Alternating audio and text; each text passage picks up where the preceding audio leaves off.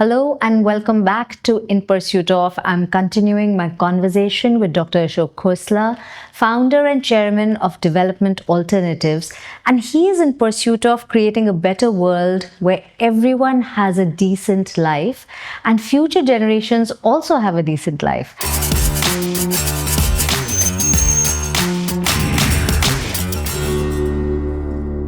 So welcome back, Dr. Khosla. Thank you. I know there are a lot of biographies about you, but I'm curious to know about your journey from you. The visions and the purpose of my life comes with my DNA. I get a degree in science, and I am taught by some of the most amazing scientists of the 20th century, 3 or 4 of whom got Nobel Prizes. And I graduated from Cambridge and went to Harvard for a PhD. And again, I was working with some of the most amazing scientists. And I was an experimental physicist, so I had a lab there, which I could use all day long, all night long. And during the daytime, I would go and listen to lectures all day long in Harvard on every subject that was possible, and do my experiments at night so that I could finish my PhD thesis. During the summers, normal PhD students would be grinding away at their thesis. My parents were too far away, and I couldn't afford to go home. So I used to take 1 month off to earn some money and take a job.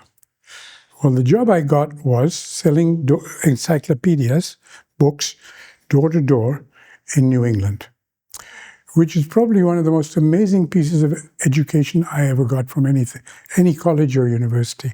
I became a very successful salesman. I was a manager. I used to have a crew of people, field them in the countryside, tell them which houses to hit, and I became professionally pretty solid for the 1 month a year that I used to sell encyclopedias. And I made an awful lot of money. I could support my brother in London and myself with this and live like a prince.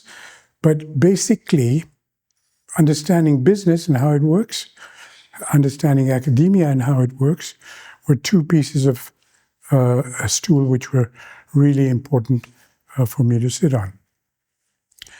The last few years, I started teaching a course, which was the very first course in the world on environment.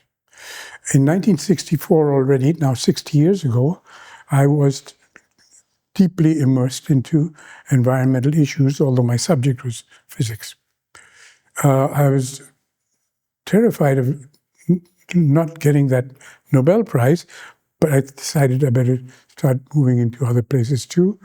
And so I became a teaching fellow with another great scientist, Dr. Roger Revelle, who was the first person to write a paper on climate change.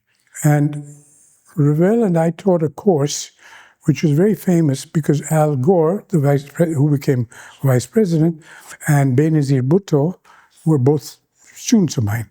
At the end of that course, I basically decided to go home, and was willing to forget about Nobel Prizes and so on because India was more important. Wow. I found that the re-entry into India was a burnout. It was very tough. I had wonderful parents, but they'd forgotten that I was no longer 15 years old. And life was complicated.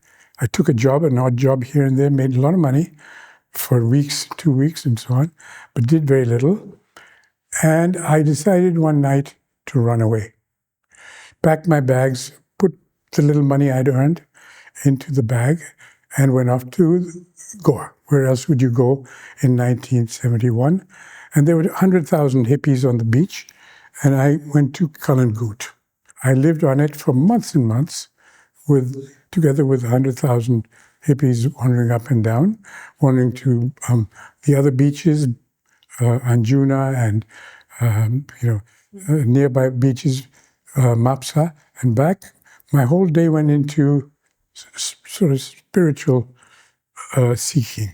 one day I was lying on the beach and a policeman came up and pushed me and said, are you Dr. Khosla? I said, yes. He said, the Lieutenant Governor wants to see you.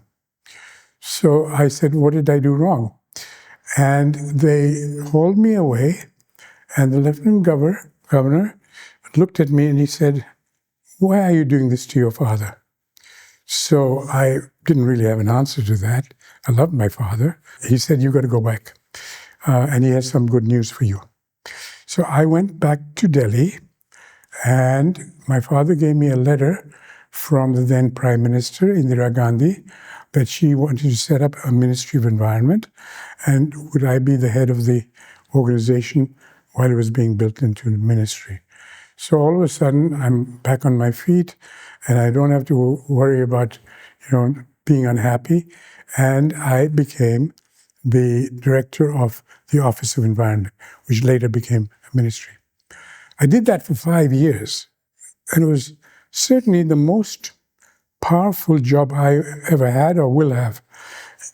The moment I pressed a button, something would happen.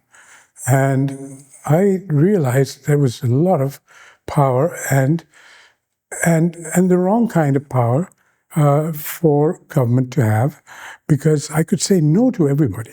And they would not be, if there was somebody wanting to build a power station or a fertilizer plant, they had to get permission from me.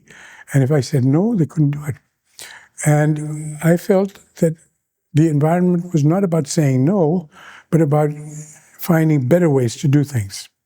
So those 5 years in the government of India, I managed to reshape the whole thinking around the world, in fact, because we were all plugged in. Yes. India was the 7th country to have a Ministry of Environment. So we were at the ground floor, UN agencies.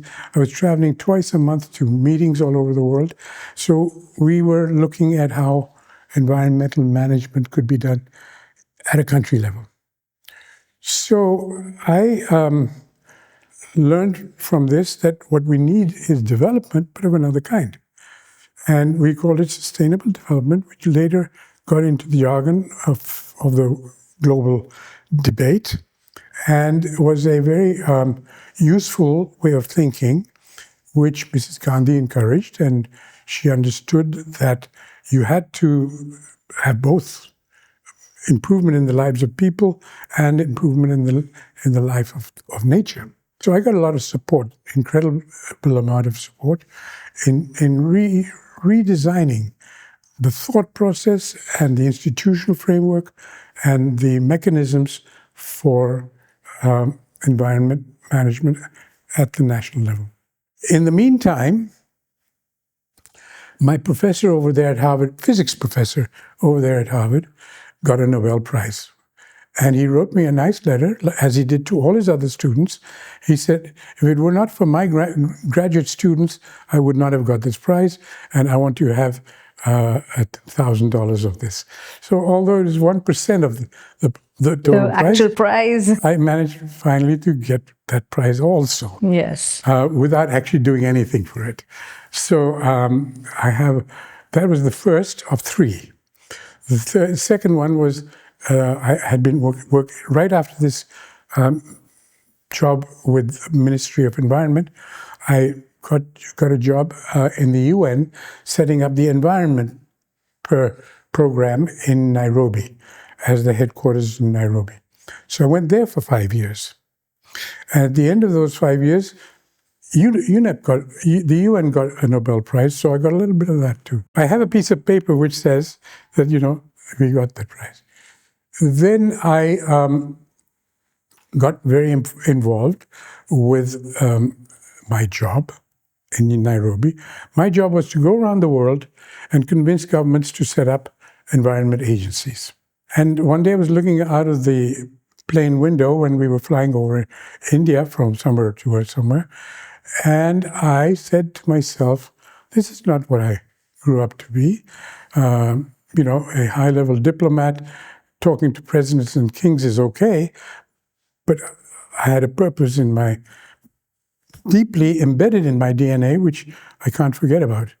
So I resigned from my job in UNEP, And they were kind of thunderstruck by that because nobody at my level, which is really very high, left the UN. I mean, so I explained to my boss, who was the head of UNEP, what I wanted to do.